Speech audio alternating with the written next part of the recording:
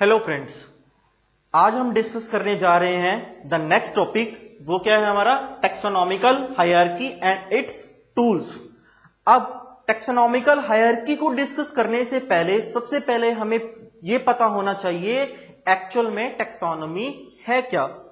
Taxonomy क्या है कि जितने भी हमारे पास लिविंग ऑर्गेनिज्म हैं उन सबको टैक्सा के अकॉर्डिंग कैरेक्टराइज करना, क्लासिफिकेशन करना। और ये क्लासिफिकेशन एक सिंगल स्टेप में पॉसिबल नहीं है, और इनको जब स्टेप बाय स्टेप क्लासिफाई किया जाता है तो उस क्लासिफिकेशन को किसके अंडर काउंट करते हैं? हम टैक्सोनॉमी कैटेगरी के अंडर काउंट करते हैं।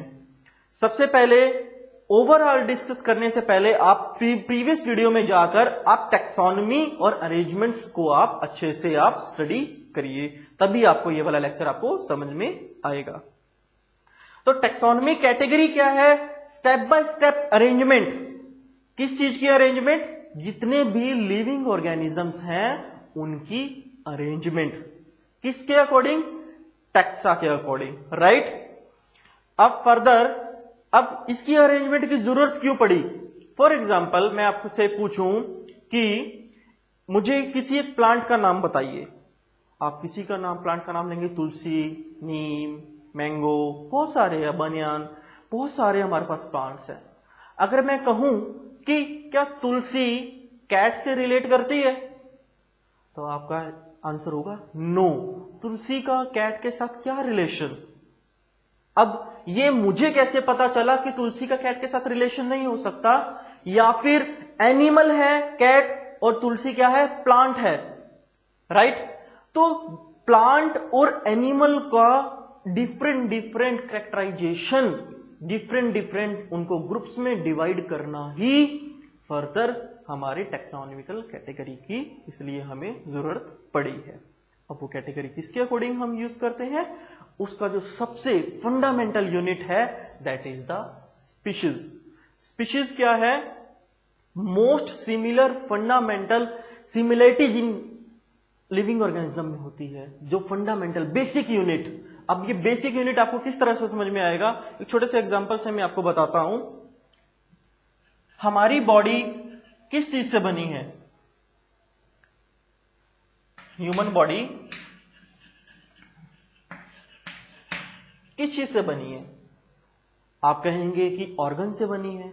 अब ऑर्गन भी तो किसी ना किसी ऑर्गन्स की अरेंजमेंट, ऑर्गन भी ना किसी किसी चीज से बना होगा। ऑर्गन किससे बना है? ऑर्गन टिश्यू से बना है। अब टिश्यू भी किस चीज से बना होगा? टिश्यू किस चीज से बना है? टिश्यू सेल्स से बना है, ठीक है। और सेल्स किससे बने हैं? अमीनो एसिड से बने हैं। यानी हमारी बॉडी का जो बेस है, basic, that is the amino acids. इसी तरह से जब हम लिविंग ऑर्गेनिज्म को कैटेगराइज करते हैं अकॉर्डिंग टू टैक्सोनॉमी, तब भी हमारे पास एक बेसिक फंडामेंटल हम यूनिट लेके चलते हैं, और उस लिविंग ऑर्गेनिज्म के जो फंडामेंटल यूनिट है जिसको हम क्या कहते हैं? That is the species. क्या कहते हैं? स्पीशीज। अब स्पीशीज क्या है? बेसिक यूनिट है, बिल्कुल सबसे छोटा, जिसमें बहुत सारे सिमिलर कैटेगरी की, यानी जिसमें सिमिलर मॉर्फोलॉजिकल भी हो सकता है, उसका किसी भी रिप्रोडक्टिव प्रॉपर्टी के बेस पर हो सकता है। अगर वो सिमिलर है दैट इज द उसको हम स्पीशीज कहते हैं। That is the fundamental unit of the living organism.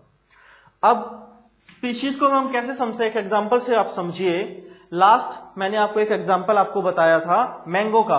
Mango का तो बोटानिकल नेम क्या है बता सकता है? लास्ट लेक्चर में मैंने आपको बताया था that is the mangifera indica. जो मैग्निफेरा है, मैग्निफेरा, अब यहां पर आपको थोड़ा सा क्लियर आपको इमेज आपको पता चल जाएगा। मैं लिख रहा हूं, देखिए जरा ध्यान से।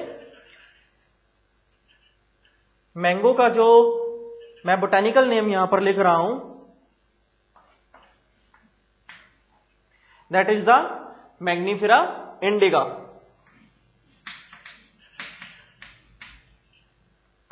आई यहां पर इटैलिक आएगा बिकॉज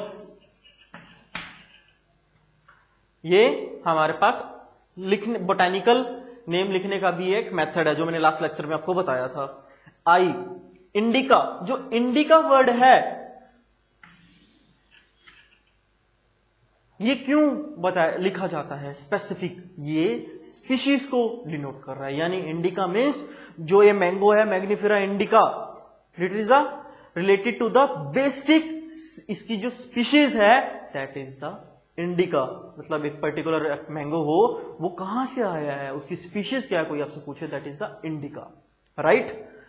अब वो किस बिहाफ पर कैरेक्टराइज किया जाता है, कैसे कैसे उसका डिफरेंट उनके फंक्शंस हैं, या अगर मैं उनकी कहूं प्रॉपर्टीज हैं, तो फर्दर हम इनको डिस्कस करते हैं। तो सबसे इंपॉर्टेंट फंडामेंटल यूनिट क्या है हमारा, स्पीशीज। अब स्पीशीज के बाद सिर्फ स्पीशीज पे ही बात यहां पर रुक नहीं जाती है। स्पीशीज के जब सिमिलर स्पीशीज का ग्रुप बनता है, आई रिपीट, जब सिमिलर स्पीशीज का ग्रुप बनता है, उस ग्रुप को हम क्या कहते हैं, that is the genus, that is the genus. Genus क्या है, सिमिलर स्पीशीज का ग्रुप, जिसमें कि कंसीडर मैंगो की एक स्पीशीज है 1, दूसरी स्पीशीज है, तीसरी स्पीशीज है 1 2 3, राइट। अब मैं ये कहूं कि ये पर्टिकुलर XYZ इनकी मॉर्फोलॉजिकल प्रॉपर्टी या रिप्रोडक्टिव प्रॉपर्टी सेम है, 1 की, 2 की और 3 की सेम है, बट उनकी शेप डिफरेंस है, मॉर्फोलॉजिकल अलग है, फिर भी ये, बट स्पीशीज तो सेम है ना, एक प्रॉपर्टी तो सेम आ रही है, राइट। तो मैक्सिमम जितनी सिमिलरिटीज का ग्रुप, अगर मैं कहूं कि सिमिलर स्पीशीज के ग्रुप को ही क्या कहते हैं, जीनस कहते हैं। अब मैग्निफेरा इंडिका, इंडिका आपको पता चल गया, that is the species. Mangifera यहां पर वर्ड क्या किस लिए इस्तेमाल किया, दैट इज द, ये जीनस को बता रहा है कि इस पर्टिकुलर जो मैंगो का जो बोटेनिकल नेम है that is the Mangifera. Mangifera it's the, ये जीनस को डिनोट कर रहा है। अब जैसे हम बॉडी की बात की थी, सेल्स, सेल्स के बाद क्या बना था हमारे पास, टिश्यू, टिश्यू के बाद क्या बना है, ऑर्गन, ऑर्गन के बाद क्या बना था, ऑर्गन सिस्टम, ऑर्गन सिस्टम के बाद क्या बना है, बॉडी, राइट। अब सिमिलरली स्पीशीज है, स्पीशीज का ग्रुप बना फर्दर जीनस, और जीनस का फर्दर अब ग्रुप बनता है दैट इज द फैमिली।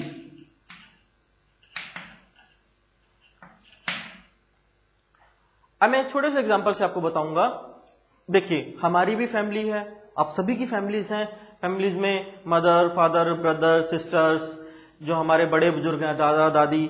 अब मैं ये, अब कोई भी फैमिली है, हम उसमें एक मेंबर भी हो 2 मेंबर हो सकते हैं, 3 मेंबर हो सकते हैं, 4 मेंबर हो सकते हैं, 10, 50, n of number of the family members हो सकते हैं। इसी तरह से ही जब कुछ प्रॉपर्टीज स्पीशीज की, जो स्पेसिफिक स्पीशीज और जीनस, ये आपको समझ में आ गया, तो जीनस की भी अब सिमिलर कब ग्रुप बनता है, जब कंसीडर एक मैग्निफेरा का एक स्पीशीज है, जीनस है, दूसरा एक जीनस है, तीसरा एक जीनस है।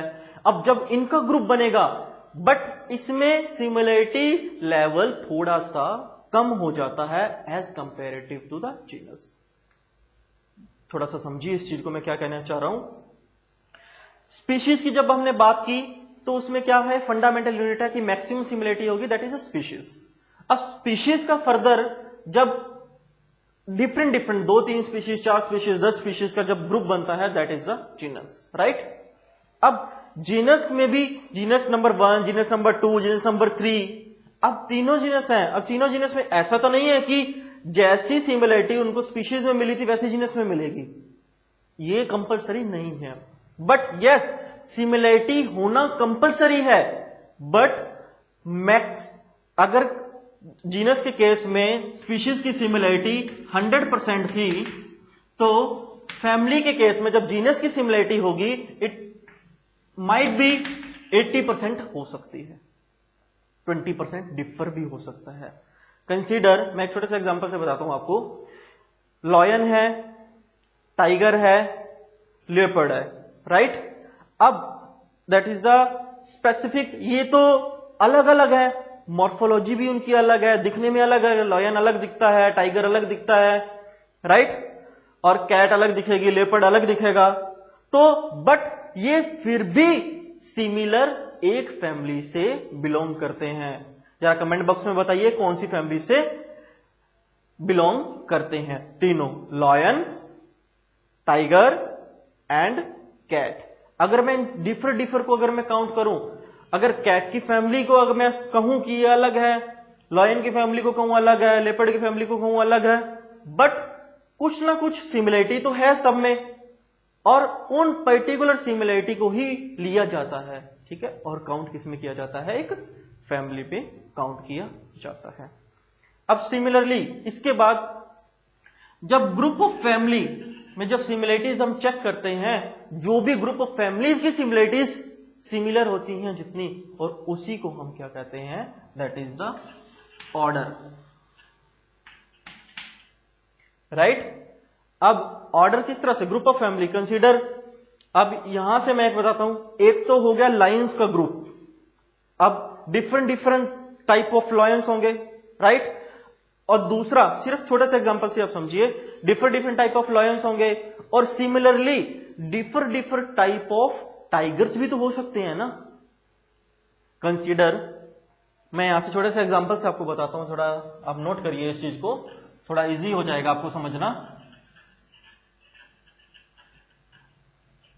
यहां पर मैं बात करता हूं, ऑर्डर की बात कर रहा हूं, यहां पर मैंने बात की लॉयन, यहां पर बात की मैंने टाइगर की, राइट, लॉयन और टाइगर। अब लॉयन सबसे पहले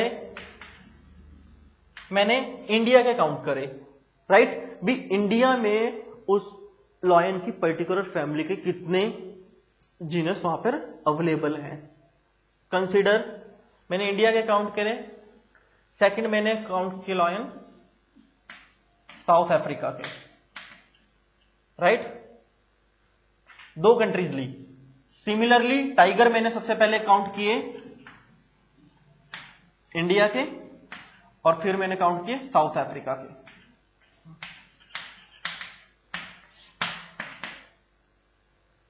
तो कुछ एक फैमिलीज इंडिया में अवेलेबल है लॉयंस की, और कुछ families according to biology available हैं साउथ अफ्रीका में, राइट। और सिमिलरली टाइगर की कैटेगरी की कुछ एक फैमिलीज, जो टाइगर एक एनिमल है, इंडिया में अवेलेबल है उसकी कुछ, और कुछ एक उसकी फैमिलीज अवेलेबल है साउथ अफ्रीका में। अब कंसीडर, इन दो, ऐसा तो नहीं है कि दोनों टाइगर और दोनों लायन सेम होंगे, राइट, और अगर लायन इंडिया और साउथ अफ्रीका में सेम है तो it might be possible that कि उनकी मॉर्फोलॉजी चेंज हो सकती है। अब सिमिलर आपको छोटा सा एग्जांपल आपको और इजी अच्छे से समझ में आ जाएगा। इंडिया के पर्सन को हम कंपेयर करते हैं ऑस्ट्रेलिया और अमेरिका के ह्यूमन बीइंग से। ह्यूमन बीइंग से आपको इजी समझ में आ जाएगा। आप इंडिया के पर्सन को देखेंगे, उनकी मॉर्फोलॉजी, उनका अगर मैं सिर्फ कलर से ही आप देखिए कि आपको देखा होगा यूएस के पर्सन थोड़े से कई जो स्पेसिफिक अगर जीन्स की बात करें, जीन्स के अकॉर्डिंग वो थोड़े गोरे होते हैं। ऐसा नहीं है कि 100% गोरे होते हैं, मैं सिर्फ एक एग्जांपल के लिए बता रहा हूं। ऑस्ट्रेलिया के पर्सन गोरे होते हैं as compare to Indian person. तो इंडिया के पर्सन की मॉर्फोलॉजी, उनका जो दिखने का जो फिजिक्स है, वो डिफर है किसके कंपैरिजन में, इंडिया के कंपैरिजन में। और सिमिलरली अमेरिका और स्पेसिफिक ऑस्ट्रेलिया या किसी भी अदर कंट्री, इंग्लैंड को अगर मैं लूं, अगर मैं दोनों की मॉर्फोलॉजी भी अगर मैं कंपेयर करता हूं, ऐसा नहीं है कि सिर्फ उनका मॉर्फोलॉजी सिर्फ गोरे ही हैं। अब कोई कम गोरा होगा, कोई ज्यादा गोरा होगा, और कोई बिल्कुल ही गोरा है। किसी के हेयर ब्राउन है, किसी के व्हाइट हैं। आपने नोटिस किया होगा कुछ फॉरेनर्स हैं, उनके हेयर व्हाइट्स रहते हैं, और फर्दर किसी के ब्राउन है, किसी के गोल्डन है, हमारे इंडियंस के ब्लैक रहते हैं, राइट। तो ये डिफर मॉर्फोलॉजी है, बट है तो सारे ह्यूमन बींग्स। अगर मैं अमेरिका का कोई पर्सन है, मैं उसको ऐसा थोड़ा ना कह सकता हूं कि एक ह्यूमन है तो दैट इज मैं उसको एनिमल की कैटेगरी में नहीं ले सकता या फिर प्लांट्स की कैटेगरी में नहीं ले सकता। और इसी तरह से ही अगर हम बात करें किसी भी लिविंग ऑर्गेनिज्म की, यहां एनिमल्स की हम बात कर रहे हैं, अगर मैं लॉयन को लूं, अगर इंडिया का कोई लॉयन है, इंडिया, तो वो साउथ अफ्रीका के लॉयन से इट पॉसिबल दैट कि उनकी मॉर्फोलॉजी डिफर हो सकती है। लेकिन सब कुछ डिफर होने के बाद भी कुछ ना कुछ सिमिलरिटी भी होगी। वो कैसे? सभी लॉयन के भी, इंडिया वाले के भी 4 पैर हैं और साउथ अफ्रीका वाले के भी 4 पैर हैं, राइट? उनकी आईज सिमिलर होंगी, माइट बी टेल सिमिलर होगी। ये हो सकता है कि टेल लॉन्ग और शॉर्ट हो सकती है, बट ऐसा तो नहीं है कि विदाउट टेल है। इट पॉसिबल दैट कि किसी के विदाउट टेल भी हो, बिकॉज दैट कि बायोलॉजी में हर कैटेगरी को, हर फैमिली को कुछ ना कुछ एक एनिमल से दूसरे एनिमल्स की सिमिलरिटी, सिमिलर एक प्लांट की दूसरे प्लांट के साथ सिमिलरिटी देखी जाती है। और उस जो एक पर्टिकुलर सिमिलरिटी मिलती है फैमिलीज में, और उन फैमिली के ग्रुप को ही क्या कहा जाता है? ऑर्डर कहा जाता है, कि उनको किस ऑर्डर में हम लिखते हैं। अब इनका कंप्लीट मैं आपको एक एग्जांपल से आपको बताऊंगा। जैसे अगर हमने सबसे पहले बात की थी ह्यूमन बीइंग की, ह्यूमन बीइंग को साइंटिफिक नेम क्या है, बायोलॉजिकल नेम जिसे मैं कह सकता हूं होमो सेपियंस। अब सेपियन क्या है? होमो सेपियन। सबसे पहले स्पीशीज की बात करते हैं, दैट इज द, जो लास्ट वर्ड यूज होता है दैट इज द स्पीशीज, जो इटैलिक में लिखा जाता है, राइट? उसके बाद जीनस क्या होगा उसका? होमो। जीनस की बात करते हैं, यानी ग्रुप ऑफ स्पीशीज की, होमो। उसके बाद किसकी बात करते हैं हम? फैमिली की। फैमिली क्या है उसकी? होम्निडाई। फैमिली क्या है? होम्निडाई। उसके बाद अब हमने कहां तक बात कर ली है? ऑर्डर तक की बात कर ली। अब ग्रुप ऑफ फैमिली भी तो होगा, और ग्रुप ऑफ फैमिली में क्या है? That is the primate. That is the primate. It is the order of the human being. अब ऑर्डर के बाद क्या आता है? सबसे इंपॉर्टेंट पार्ट क्या है? That is the class. Order के बाद क्या आएगा? क्लास। अब क्लास को हम किस तरह से काउंट करते हैं? इट माइट बी, आपने देखा होगा कुछ मैमल्स हैं, कुछ एव्स हैं, रेप्टाइल्स हैं, डिफरेंट। अब मैमल्स की अगर मैं बात करूं, मैमल्स में अगर मैं छोटा सा एग्जांपल लूं, काऊ है, बुफेलोस हैं, डिफरेंट एनिमल्स हैं, हमारे पास कैट है, अगर बहुत सारे एनिमल्स हैं जो कि मैमल्स हैं। मैमल्स मींस जो स्पेसिफिकली जो बेबीज को बर्थ देते हैं, उनको फीड करवाते हैं, मिल्क फीड करवाते हैं, दैट इज द मैमल्स। तो अब सिमिलर, जिस तरह से सिमिलर ग्रुप ऑफ फैमिली, कुछ एक हमने मॉर्फोलॉजिकल, कुछ एक रिप्रोडक्टिव कैरेक्टर हमने चूज करके हमने बताया था कि जितने भी फैमिली के मॉर्फोलॉजिकल या फिर रिप्रोडक्टिव कैरेक्टर सिमिलर हम लेके हम बनता है ऑर्डर, उसी तरह से भी डिफर ऑर्डर की अरेंजमेंट, डिफर ऑर्डर का ग्रुप एक स्पेसिफिक अरेंजमेंट में बनता है, उसे ही हम क्या कहते हैं? That is the class. यानी ऑर्डर के बाद आता है हमारे पास क्लास। अब ह्यूमन बीइंग में मैन, होमोसेपियन हमने पढ़ लिया। होमो क्या? जीनस। होमिटाइड क्या है? हमारी फैमिली। और ऑर्डर क्या है हमारे पास? प्राइमेट। और क्लास क्या आएगी? Mammals. That is the Mammalia. लिखने में क्या आता है? मैमेलिया। वैसे हम मैमल्स बोलते हैं, अगर लेमन लैंग्वेज में बताऊं, मैमल्स, एव्स, रेप्टाइल्स, राइट? तो मैमेलिया क्या आएगी ह्यूमन बीइंग में? क्लास क्या आएगी? अगर कोई पूछे कि ह्यूमन बीइंग की क्लास क्या है, that is the mammalia. That is the mammalia. और क्लास के बाद further step by step arrangement है। अब सिमिलरली क्लास के बाद भी एक पर्टिकुलर अरेंजमेंट की जाती है। उसकी अरेंजमेंट के बाद क्या है? क्लास के बाद क्या आता है हमारे पास? That is the phylum. अब फाइलम क्या है? देखिए यहां पर मैं आपको छोटा सा चीज बताता हूं। मोस्ट इंपॉर्टेंट थिंग है, आप नोट कर लीजिए बेशक।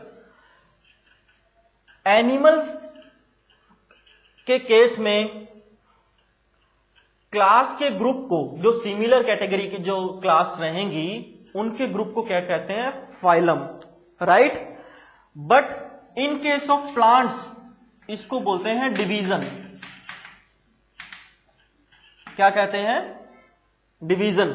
कोई आपसे पूछे कि मैंगो यानी मैग्निफेरा इंडिका, उसका फाइलम क्या है, तो फाइलम कुछ भी नहीं है। बट फाइलम जिसे ने पूछा इसका मतलब क्या है? वो आपसे डिवीजन पूछ रहा है। या फिर किसी ने डिवीजन आपसे पूछा तो आपसे क्या पूछ रहा है? वो क्लास का अपर स्टेप, यानी क्लास की जो कॉमन जो कैटेगरी है, जब ये मिलकर बनता है सिमिलर कैटेगरीज का क्लास से, that is the, in case of animal bacteria that is the phylum, and in case of plant that is the division.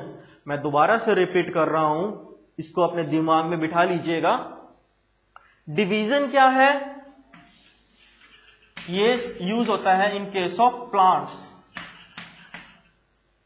और फाइलम यूज होता है in case of animals and the rest of the things, animals और etcetera, ऐसा भी लिख सकते हैं। सबसे पहले हमारे पास क्या आया था? Species, genus, family, order, class, class के बाद फाइलम। फाइलम का यहां पर बेसिक पॉइंट बता रहा हूं, डिवीजन यूज होता है प्लांट्स के केस में और फाइलम यूज होता है एनिमल्स के केस में। यानी ह्यूमन बीइंग के केस में भी क्या यूज होगा? फाइलम ही यूज होगा, बिकॉज दैट डिवीजन सिर्फ प्लांट्स के केस में इस्तेमाल किया जाता है। तो फाइलम क्या है ह्यूमन बीइंग का? That is the caudate. अब मैं यहां पर वर्ड मैंने यूज किया कोडेट, बट लिखने में क्या था? That is the codata. Codata, because that the नोटोकोड्स यहां पर अवेलेबल होती है, राइट। कोडेट्स क्या है? जिनकी बैकबोन अवेलेबल है। ह्यूमन बींग्स में बैकबोन होती है और बहुत सारे एनिमल्स में भी बैकबोन होती है। प्लांट्स में बैकबोन होती है? बताइए। अगर प्लांट्स की भी एक स्पेसिफिक कैटेगरी है, राइट, बट सिर्फ मैं यहां पर बात कर रहा हूं बैकबोन की, रीढ़ की हड्डी, तो कोडेट्स में क्या है? रीढ़ की हड्डी अवेलेबल होती है, राइट, नोटोकोड्स अवेलेबल हैं, और इसलिए इनको क्या बोला जाता है? कोडेट, कोडेटा, या फिर नॉन कोडेट, नॉन कोडेटा, राइट। जिसमें अवेलेबल नहीं होगा नॉन, जिसमें अवेलेबल है that is the caudate, right. तो फाइलम क्या है हमारे पास? कोडेट। अब the most important and the last step is the when the differ phylum, you can say the king. अब देखिए, किंग, किंग के उसके बाद राजा, वजीर, फिर मंत्री, फिर उसके बाद सिपाही, बहुत सारे, फिर प्रजा, इस तरह से रहता है ना। इसी तरह से फाइलम, फाइलम क्या है हमारे पास? दैट इज द मोस्ट, हमारा क्या है? ऑर्गन सिस्टम बन गया अभी बॉडी के अकॉर्डिंग। अब ऑर्गन सिस्टम के बाद क्या बनता है? बॉडी बनती है ना। तो that is the king. King क्या है हमारा? That is the kingdom.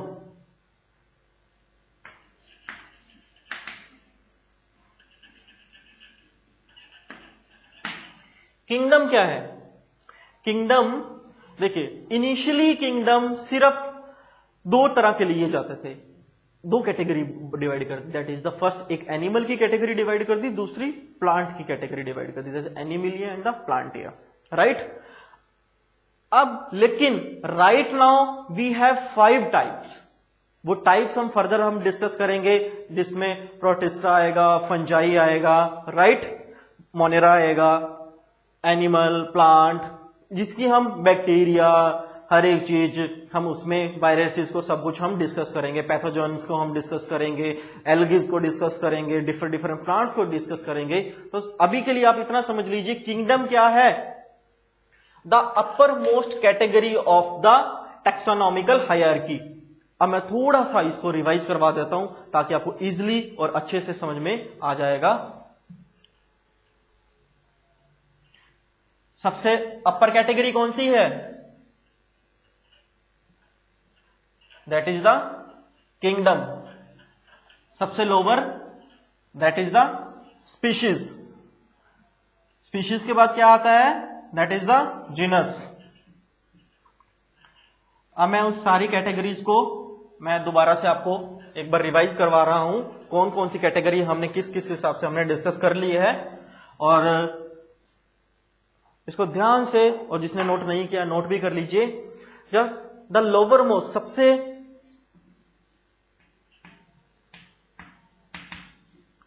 Small क्या है जो फंडामेंटल यूनिट है, that is the species.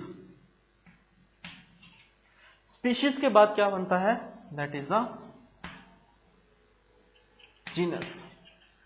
Genus के बाद क्या बनता है, दैट इज द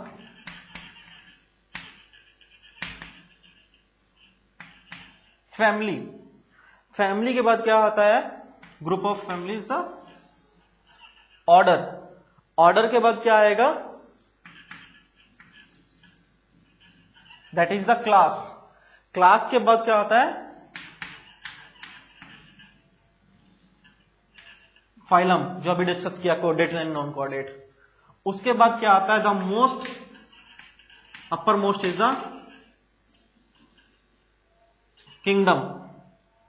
सबसे पहले क्या आएगा, स्पीशीज जो फंडामेंटल यूनिट है, उसके बाद आएगा genus, family, order, class, phylum and the last is the kingdom. अब किंगडम को हम अच्छे से डिस्कस करेंगे नेक्स्ट लेक्चर में। अब थोड़ा सा मैं आपको बता देता हूं, रिवाइज करवाता हूं। टेक्सोनॉमिकल हायरार्की आपको पता चल गया, इसके टूल्स कौन कौन से हैं। आइए जरा आप टूल्स को हम रीड कर लेते हैं। इसकी स्टडी को हम किस तरह से कि इसकी क्यों जरूरत पड़ी है, इसके लिए हमें कौन कौन से हमारे टूल्स हमारे यूटिलाइज होते हैं। जो बेसिक टूल्स मैं आपको बता देता हूं, नोट कर लीजिए प्लीज।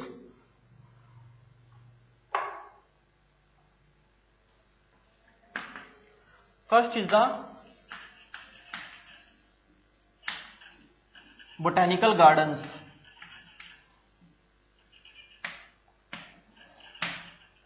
लास्ट लेक्चर में भी मैंने आपको डिस्कस किया था, मैं कुछ टूल्स आपको स्टडी अप करवाऊंगा। बोटेनिकल गार्डन्स, अब हमें यह पता चल गया कि लिविंग ऑर्गेनिज्म क्या है, क्लासिफिकेशन क्या है, टेक्सोनॉमी क्या है, उसकी हायरार्की क्या है। हायरार्की जो भी मैंने लिखी थी, species, genus, class, order, something that up to the kingdom, right. अब इनको कुछ एक टूल्स हैं, या फिर मैं ये कह सकता हूं कि इनकी स्टडी हमने की है। अब उनको किस तरह से कहां कहां प्रिजर्व किस तरह से किया गया है, किन किन टूल्स को इस्तेमाल करके। First is the botanical gardens. Botanical gardens क्या है, नाम से क्लियर है, बोटेनिकल। यहां पर सिर्फ और सिर्फ प्लांट्स की बात की जा रही है, not animals, only plants. Garden समझ गए होंगे, गार्डन से अब गार्डन ऐसा नहीं है कि सिर्फ नॉर्मल घूमने वाला। यस, घूम भी सकते हो, आप देख सकते हो वहां पर कौन कौन सी स्पीशीज अवेलेबल हैं। जैसे मैं अब छोटा सा एग्जांपल बताऊं, हावड़ा कलकत्ता में एक बहुत अच्छा बोटेनिकल गार्डन है, जो हमारा इनिशियली काफी बहुत पुराना भी कह सकता हूं और मोस्ट डेवलप भी कह सकता हूं। नोएडा में अवेलेबल है, और वहां पर भी आप बोटेनिकल गार्डन दे सकते हैं। वो बने क्यों हैं, देखिए। अब कुछ एक हमारे पास स्पीशीज हैं, कुछ प्लांट स्पीशीज है, कुछ एक एनिमल स्पीशीज है। तो जो हमारी प्लांट स्पीशीज हैं उनको प्रिजर्व किया जाता है वहां पर। अगर आपको कोई भी प्लांट, किसी भी जो प्लांट के ऊपर स्टडी करनी है, तो वहां पर उनके स्पेसिमेंस भी रखे जाते हैं, right. I repeat, botanical gardens में डेवलप किया जाता है फॉर द स्टडी पर्पस के पॉइंट ऑफ व्यू से, देखा जाए नॉलेज पर्पस के पॉइंट ऑफ व्यू से, सब कुछ वहां पर अवेलेबल होता है, जहां पर आप इन सभी प्लांट्स की, जो डिफर प्लांट्स हैं जो नॉर्मली हमें देखने को नहीं मिलते हैं, डिफरेंट फ्लावर्स वाले प्लांट्स हैं, ठीक है, कोई भी प्लांट है अगर मैं बात करूं, तो आप बोटेनिकल गार्डन में भी उसको देख सकते हैं। तो इसलिए ये मोस्ट इंपोर्टेंट टूल है हमारे बायोलॉजी पॉइंट ऑफ व्यू से और हायरार्की पॉइंट ऑफ व्यू से भी। द नेक्स्ट इज द अब हमने यहां पर एनिमल्स की तो बात की ही नहीं, अभी सिर्फ हमने बात की थी सिर्फ प्लांट्स की बात की थी, राइट। अब प्लांट्स द नेक्स्ट हम बात करते हैं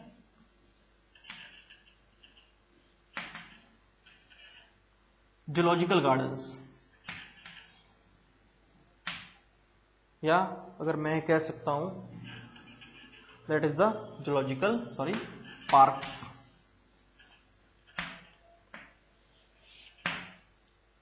जूलॉजिकल पार्क की बात करूं तो हमारे पास बहुत सारे ऐसे एनिमल्स हैं जिनको प्रिजर्व करके रखा जाता है। अब उनमें से मोस्ट इंपॉर्टेंट मैं कुछ एक नाम बताऊं, टाइगर है, लॉयन है, राइट। हमारे पास बहुत सारी और ऐसी पशु पक्षी हैं जिनको प्रिजर्व करके रखा जाता है, और उनके कुछ एक एग्जांपल मैं बताता हूं कहां कहां पर। असम में अवेलेबल है, गुजरात में गिर वन अवेलेबल है, सुंदरवन अवेलेबल है वेस्ट बंगाल में। तो ये सभी क्या है, हमारे पास जूलॉजिकल पार्क्स हैं जहां पर डिफरेंट स्पीशीज को प्रिजर्व करके रखा जाता है। तो ये बेसिक टूल्स हैं एनिमल्स और प्लांट्स की स्टडी को आगे फर्दर अपने लेवल पे या फर्दर अपने साइंटिफिक स्टडी के लिए इसको इस्तेमाल किया जाता है। जब प्लांट्स की स्टडी करनी हो, डिफरेंट स्पेसिमेंस की आपको जरूरत है, that is botanical gardens. And जो अगर आपको एनिमल्स की स्टडी करनी हो, that is the zoological parks, right. And this is the most important tools हैं जो हमारे इंडिया में अवेलेबल हैं। जूलॉजिकल पार्क्स का मैं यहां पर कुछ एक मैं आपको स्टेट्स लिख देता हूं जहां पर आपको मिलेंगे। वेस्ट बंगाल में मिलेंगे आपको Assam, third one is the Gujarat, गिरवन अवेलेबल है यहां पर। ये 3 स्टेट्स में लिख रहा हूं। और बोटेनिकल गार्डन्स के लिए भी मैं आपको बता देता हूं, that is the West Bengal,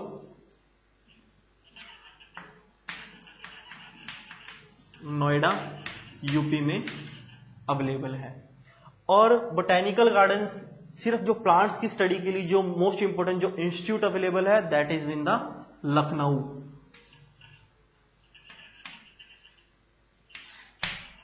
right. Lucknow में हमारे पास जो हमारे प्लांट्स की स्टडी का जो मोस्ट इंपोर्टेंट जो हमारा इंस्टीट्यूट है, दैट इज द लखनऊ में अवेलेबल है। होप सो फ्रेंड्स आपको ये लेक्चर पसंद आया होगा। अगर किसी को कोई डाउट हो तो कमेंट बॉक्स में बताइए और अपने डाउट्स को क्लियर करिए। Have a nice day. Thank you so much.